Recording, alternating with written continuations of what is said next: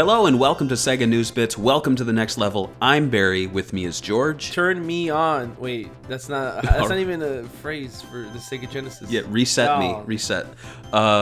So, the SEGA Genesis Mega Drive Mini has been delayed to 2019, and it seems like SEGA has given AtGames the boot. Sort of. And so, that's what we're going to be talking about.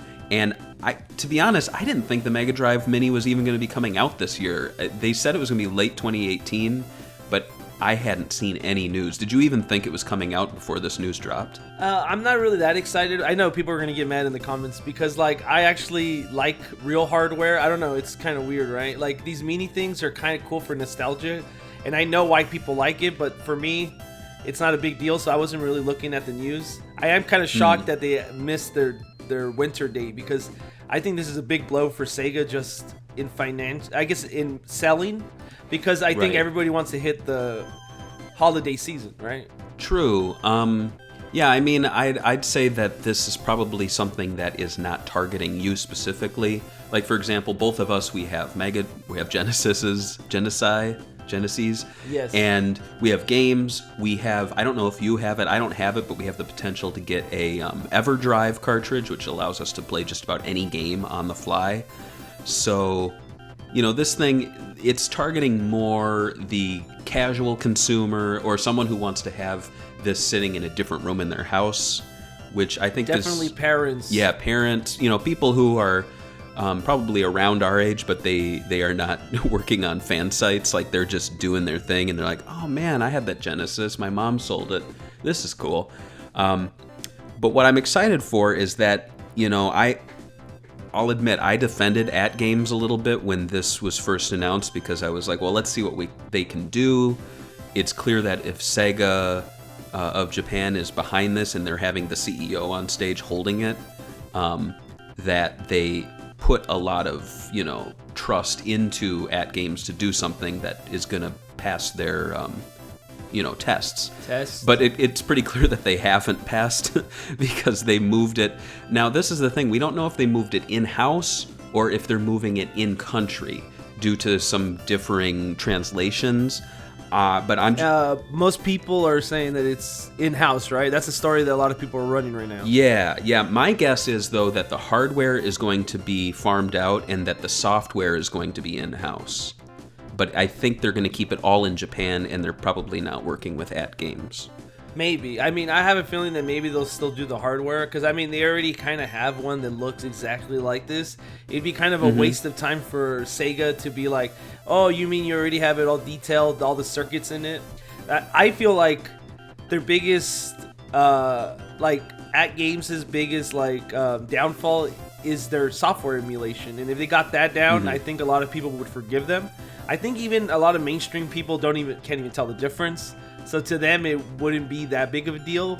Though I have met people in real life that own it, and they tell me it sounds like crap. So maybe there are people that notice a difference between the actual Genesis and the AtGames SEGA Genesis. Yeah. So let's talk about who could potentially be assisting with the software development on this.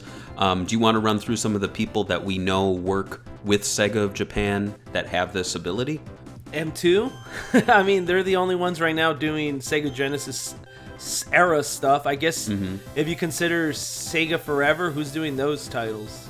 That is SEGA Europe's handling that. Okay, so that's what I'm saying. So I don't think SEGA Europe will do it. I don't think... SEGA Europe's done an okay job. I think they've done it very passable job. There's still issues with their emulation. M2 is a very slightly modified, at least the Sega Ages releases, versions of the ROMs, and the emulation I feel like is pretty on point. So if M2 is just using their emulator on this and not changing the game around or anything, just straight emulation, that would be pretty cool, because they have their own engine, or emulation engine. So I think that would be the best bet for us.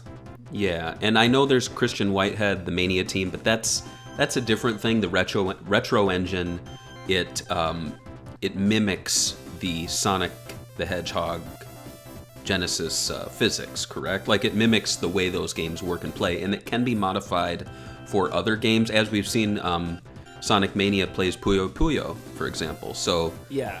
there's an example of that. But I don't think they're the right people to do this because these aren't remakes or remasters. I think they're going to be straight up 4x3 on your TV. And I think the best case scenario is that it's something that meets the quality of the NES and SNES Classic.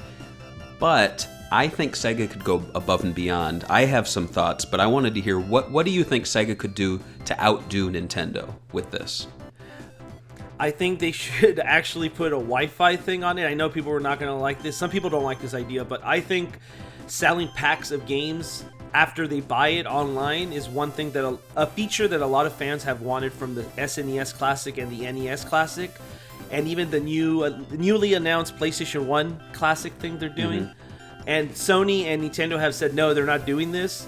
I think it's because, it's more work, but I feel like there's a lot more money to be made, because I feel like when people buy this and then they get bored of the 20, 30 games it comes with, they want more games, they want to spend more money. So give them an opportunity to spend more money and get more enjoyment from their Mega Drive. Right.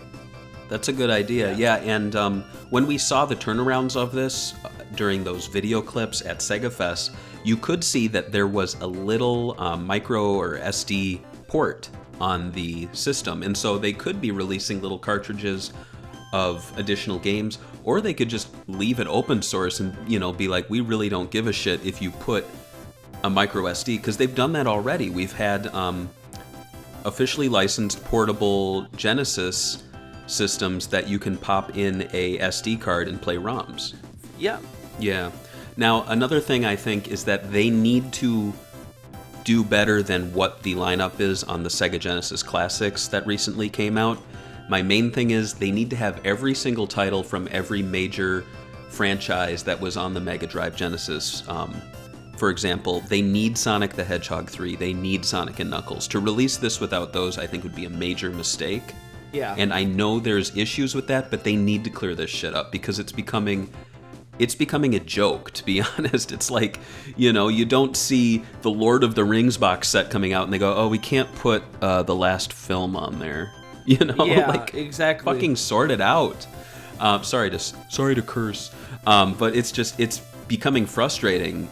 And the other thing is that I think it would be very cool if there were sub-menus. So, you had the Mega Drive Genesis games, but then you could, digitally attach a 32X or a power base converter and maybe have 5 or 10 Master System games and 5 or 10 32X games included, which would mean we could get near arcade perfect ports of Space Harrier, Afterburner. We could have some of those obscure titles like Zaxxon's Mother Base. I'm trying to remember. There's another one on there. There's not that many great 32X games, but they could throw 5 on there. All the Master System Sonic games, the original Phantasy Star. You know what I mean? Like, that'd be awesome. I agree. Or how much were you willing to pay for this? If they went all out with those things we were talking about, I think 75 would be like my max. If it was a very basic thing, maybe 50. And that's how we're going to stop this episode today. Let us know in the comments below how much you'll be paying for a Sega Mega Drive / Genesis Classic, or whatever they end up calling it. If you like these videos, support us on Patreon and the links in the description. Thank you guys for watching. Catch you guys in the next video. Bye.